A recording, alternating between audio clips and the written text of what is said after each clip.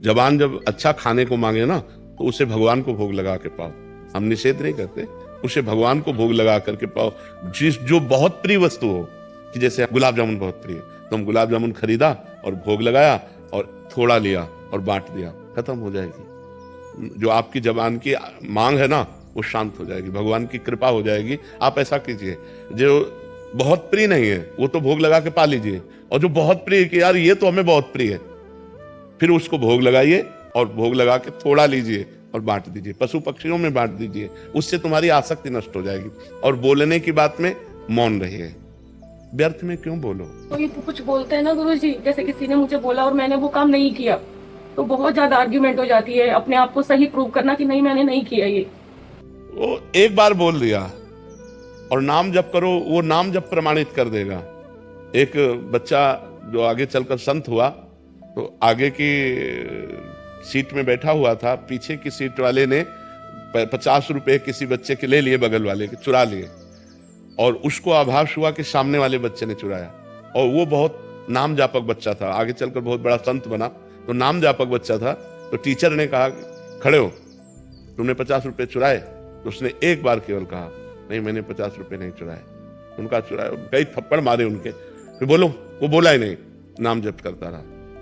कई थप्पड़ फिर मारे, बोलो, वो नहीं बोला, नाम जप करता रहा। चलो बैठो, बैठा लिया।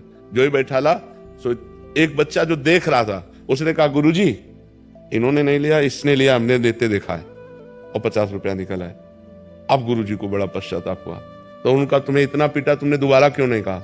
बोले गुरुजी एक बार कह दिया था कि हमने नहीं लिया, इसके बाद हम नाम जप करते हैं, अपना नाम जप क्यों छोड़े बार बार? जब आपको एक बात में विश्वास नहीं हुआ तो बार बार में विश्वास क्यों होता? तो नाम जप ने क्या किया, देखो उसी समय प्रमाणित करवा दिया। ये गुरुजी हाथ जोड़े थे उससे कि क्षमा करो, हमसे गलती हो गई, हमसे गलती हुई। बार बार वो उनको दुलार कर रहे। तो नाम में बड़ी सामर्थ्य। एक बार हम कह दिया कि ये हमने नहीं किया, बहुत बार सफाई देने की जरूरत नहीं, नाम जप करो, नाम प्रमाणित कर देगा कि आप गलत नहीं है। मुझे, मैं अध्यापिका हूँ ना, तो स्कूल में, विद्यालय में ये हर रोज चलता है, कोई भी कह देता है कि इसने किया, फिर लगता है कि छवि खराब हो जाती है।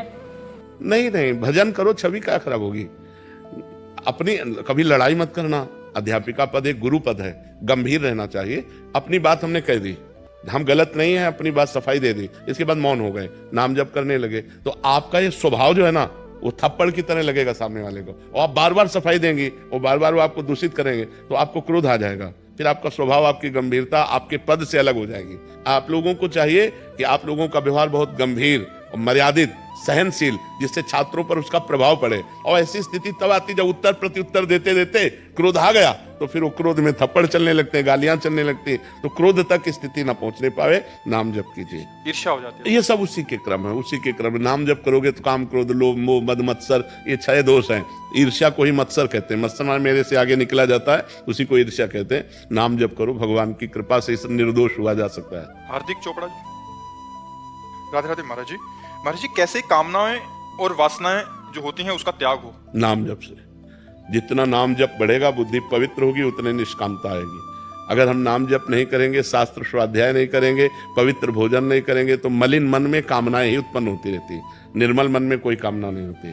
निर्मल मन केवल भगवत प्राप्ति की चाह करता है। निर्मल मन जन सो मोहि पावा, मोहि कपट छल छिद्र न भावा। और मलिन मन में वासनाएं, कामनाएं ये सब आती है। कामना, वासना ये बहुत अंदर से पीड़ा प्रदान करते हैं। ये भोग मिल जाए, ये धन मिल जाए, ये मान प्रतिष्ठा मिल इसी संसार की चाह करती हैं। तो हमें चाहिए खूब नाम जप करना चाहिए और शास्त्रों का स्वाध्याय करना चाहिए, जिससे हमारी बुद्धि पवित्र हो और वो निष्काम हो जाए। जो पवित्र अवस्था में हमारे वस्त्र पवित्र हैं, हम स्नान आदि किए, तो हम मंत्र जप करें।